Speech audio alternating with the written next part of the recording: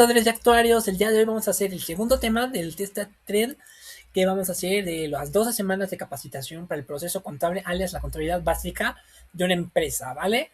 Entonces, sean bienvenidos nuevamente. Este es el segundo video de muchos, entonces vamos a empezar. El día de hoy me gustaría empezar con esta, no sé cómo le podríamos decir, como metáfora de que el ADN de la contabilidad es el lenguaje en el cual nosotros utilizamos para hacer los cargos de abonos. Bueno, ustedes se preguntarán qué es un cargo y qué es un abono. Pues a continuación lo vamos a descubrir y lo vamos a definir para que veamos cómo da sentido todo el lenguaje de la contabilidad a los negocios. Entonces vamos a continuar. A ver. Entonces, ¿cuál es nuestro destino? Lo que vamos a analizar el día de hoy va a ser el ciclo contable. El ciclo contable es la serie de pasos que nosotros tenemos que llevar a cabo para poder registrar las actividades transaccionales que lleva a cabo nuestra empresa. Existen dos tipos de transacciones, las transacciones internas y las transacciones externas. Las transacciones internas son aquellas que lleva a cabo dentro de la misma empresa y la cual no se ve involucrada alguna otra ajena. Mientras que por otro lado tenemos las transacciones externas, que son las que a nosotros nos interesa registrar, que van justamente con algún tipo de intercambio, comercialización o movimiento económico con algún otro ente económico. Por ejemplo, clientes, proveedores, bancos, accionistas, etcétera, etcétera, etcétera. ¿Vale? Entonces, una vez entendido qué es el ciclo contable, vamos a analizar cada uno de los pasos, pero vamos a empezar un poco más al detalle.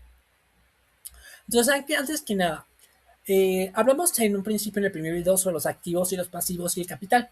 Otra manera de llamar al capital contable es el patrimonio.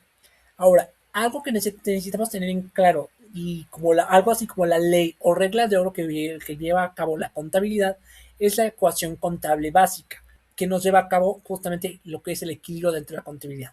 Por un lado tenemos del lado izquierdo los activos, que son los recursos que posee la empresa, y por otro lado, del lado derecho, tenemos los pasivos, que son los derechos de los acreedores, y el patrimonio o capital contable, que son los derechos de los propietarios, es decir, de los accionistas. Entonces, esto tiene que estar siempre en un constante balance, como una balanza que está siempre en equilibrio. Los activos tienen que equivaler a lo mismo que la suma de los pasivos y el patrimonio o el capital, ¿vale? Entonces, no puede haber que haya más de uno menos del otro o más de uno menos del otro. Siempre tiene que estar en constante equilibrio para que nosotros determinemos que la empresa ha sido evaluada o registrada de manera adecuada. Ahora, hablemos en el idioma de la contabilidad. Por un lado tenemos el débito y por otro lado tenemos el crédito. Derivan del latín y su definición es simple. Débito es izquierda y crédito es derecha. Así de simple. En México nosotros tendemos a llamarle debe y haber. Entonces nosotros vamos a definirlo como debe y haber, pero débito y crédito también es una manera correcta de decirlo. También como lo es cargo y abono, que es otra manera de llamarlo. De igual manera, débito es el debe o cargo, crédito es el haber o abono.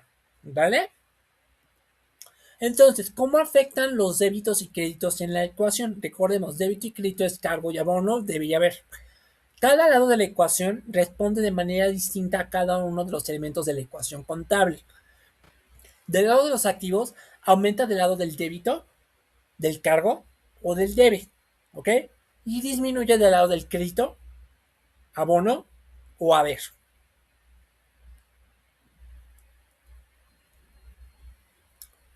Por otro lado, los pasivos disminuyen en el débito, cargo o debe. Y en el crédito aumentan los pasivos o también conocido como el haber o el debe. Por otro lado, el patrimonio capital contable disminuye en el débito o el cargo o el debe, mientras que el crédito es en donde aumenta el patrimonio o capital contable o en el abono o haber. Por otro lado, si expandemos la ecuación contable, nos dividimos el patrimonio en tres distintos. Por un lado, el patrimonio se divide en utilidades retenidas y capital social. Y en las utilidades retenidas se dividen en dividendos, gastos e ingresos. ¿Ok?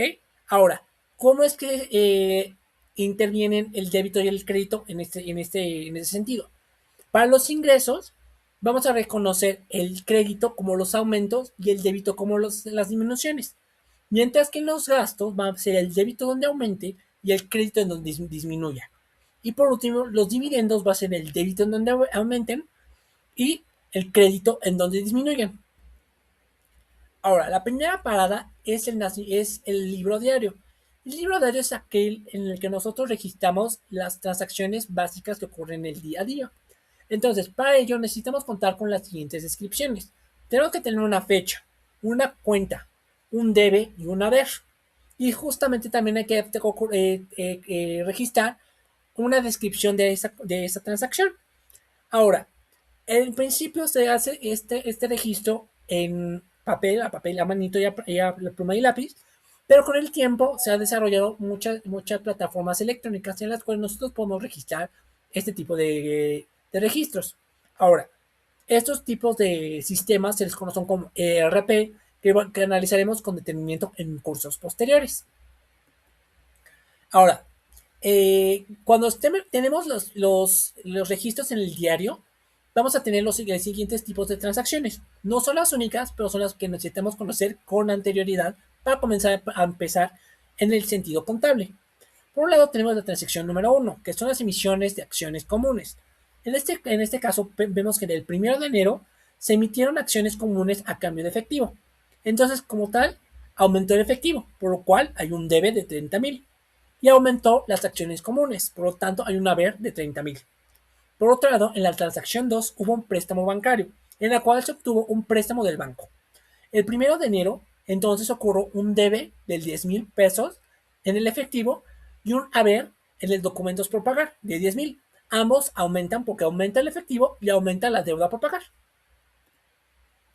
Por otro lado, hay que clasificar la información del libro mayor. La contabilización es el proceso de transferir el diario al libro mayor, es decir, a las cuentas T.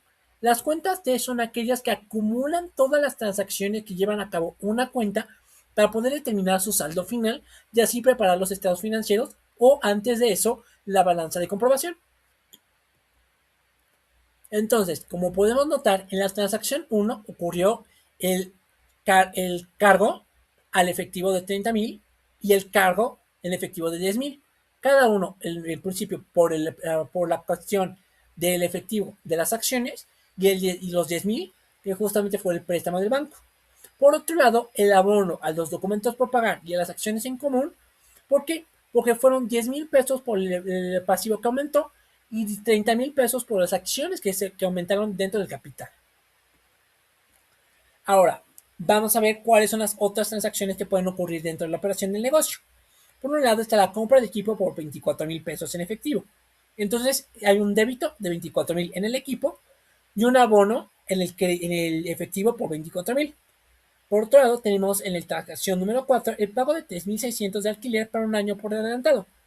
Entonces hay un cargo por alquiler pagado en adelantado de 3,600 y un abono al efectivo de 3,600.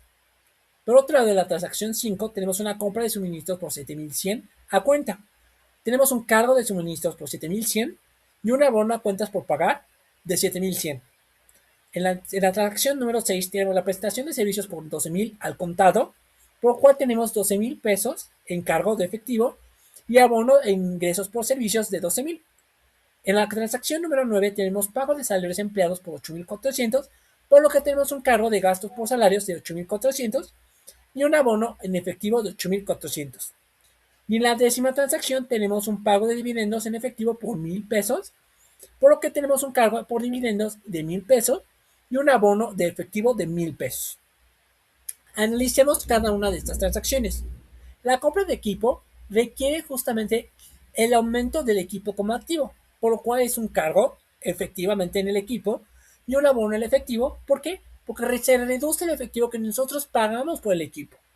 En la transacción número 4, por el pago del alquiler, nosotros tenemos lo que se genera como un activo por un pago adelantado. En este caso, alquiler pagado por adelantado de 3,600, por lo cual disminuye el efectivo por haber pagado este derecho que nosotros tenemos en el futuro de aprovechar el alquiler. Por otro lado, tenemos los suministros, que son 7,100 de cargo por el aumento en el activo de los suministros. Por otro lado, estamos contando que esto es una compra a cuenta, por lo tanto no pagamos de manera inmediata, por lo cual tenemos un pasivo por pagar, que es una cuenta por pagar. En este caso, otra manera de llamar a ese tipo de provisiones que nosotros obtenemos de nuestros proveedores, a esa misma cuenta se le llama como tal proveedores, que sería un abono de 7,100 a proveedores. En la transacción 6 tenemos la prestación de servicios al contado. Entonces, ¿qué quiere decir? Que nosotros cobramos los servicios en efectivo, que en este caso son 12,000, por lo cual aumenta el efectivo y aumentan los ingresos generados, que fueron 12,000 pesos por los servicios ofrecidos. Por otro lado, tenemos los pagos de salarios a empleados que nos generan un gasto, por lo cual obtenemos un aumento en los gastos de 8,400 y una disminución del efectivo por el pago del gasto que generamos por los salarios. Y por último, tenemos el pago de dividendos en efectivo, que generamos 1,000 de dividendos, que fue un cargo, y un abono a efectivo por la disminución del efectivo al momento de pagar los dividendos. Ahora, dentro del libro mayor podemos apreciar cómo ocurren el manejo y la fluctuación de las cuentas T. Del lado del efectivo vemos como la transacción 1, 2 y 6 fueron los cargos que se realizaron dentro del efectivo, mientras que las transacciones 3, 4, 9 y 10 fueron los abonos que se realizaron en el efectivo. Por lo tanto, el saldo fue deudor. Recordemos que el saldo deudor es el lado izquierdo que va a estar dentro del lado de cada una de las cuentas.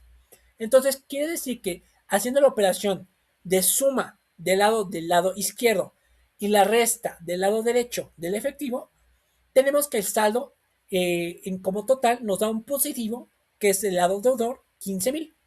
Ahora, del lado de los suministros tenemos la suma de 7,100. Entonces tenemos un saldo deudor de 7,100. Del lado del equipo, del lado izquierdo, tenemos una suma de 24,000. Por lo tanto, tenemos un saldo deudor de 24,000. Para las cuentas por pagar, tenemos un saldo acreedor que es negativo de 7,100. Por lo tanto, tenemos un saldo acreedor de 7,100. Para los ingresos por servicio, tenemos un saldo acreedor de 12,000, que es negativo, por lo tanto es un saldo del lado derecho. Y los gastos por salarios es un saldo positivo por 8,400, que es un saldo deudor de 8,400. ¿Por qué les digo esto de positivo y negativo? Porque es más fácil entender esto como lo que yo tengo como algo positivo y lo que yo debo como algo negativo. No quiere decir que estos signos sean realmente lo que signifique dentro de la contabilidad, pero es mejor aprenderlo de esta manera, porque podemos asociar algo positivo con algo que nos beneficia y lo negativo como algo que nos perjudica. Yo lo entiendo de esa manera y creo que podría funcionar de esta manera para simplificar los cálculos para determinar el saldo final de cada una de las cuentas. Ahora, ¿cuál es el punto de control que nosotros tenemos que identificar antes de preparar los estados financieros? La balanza de comprobación. La balanza de comprobación es aquella que reúne las cuentas de manera más líquida, de la manera menos líquida, de la más líquida a la menos líquida, para poder determinar cuál es el saldo en que existe entre el saldo deudor y el saldo acreedor. Si ocurre que no existe el balance en el cual esté la igualdad de activos y pasivos y capital, entonces quiere decir que ocurrió algún error en el registro.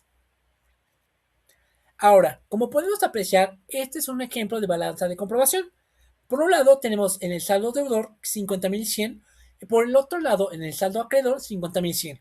Si nosotros hacemos la sumatoria de efectivo, suministros, alquiler, equipo, cuentas por pagar, documentos por pagar, si hacemos la suma de efectivo, suministros, alquiler, equipo, cuentas por pagar, documentos por pagar, acciones, dividendos, ingresos y gastos, podemos determinar que tanto en el saldo deudor y en el saldo de acreedor nos da el resultado de 59,100.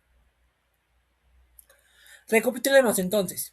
Para poder hacer este tipo de desarrollo contable tenemos que ser muy analíticos, registrar de manera correcta, saber que los débitos deben ser iguales a los créditos, clasificar primero del libro diario al libro mayor para agrupar por cuentas T y verificar antes de realizar los estados financieros a través de la balanza de comprobación. Ahora, esto solamente es el principio. El viaje continuará en la siguiente unidad. Chicos, chicas actuarias y actuarios, nos vemos a la siguiente. ¡Chao!